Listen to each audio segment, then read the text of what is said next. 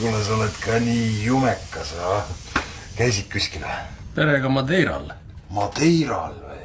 Oo, nägin, muidugi unustasin, nägin, panid ju Facebooki need fotod üles, ja.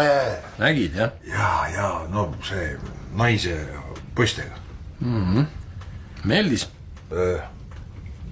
Mis asi? Pilt, meeldis. Pilt, no jah, muidugi jah. Aga laiki sa sellele miskipärast Facebookis ei pannud?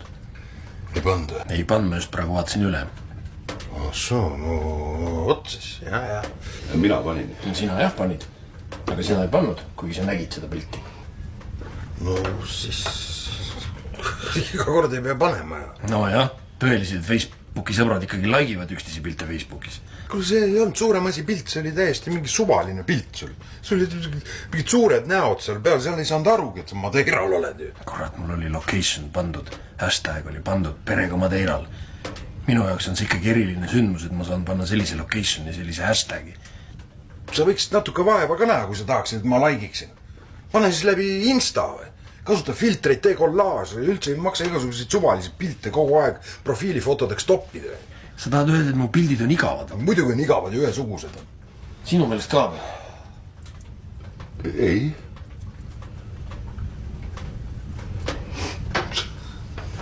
See laigib kõike, mida sina üles paned. Äkki sellepärast, et talle meeldivad pildid? Meeldivad, palju sul jälgijaid on, palju sul sõpru on? 16 on. 20. 20, kurat! Oot, mida sa eile seerisid?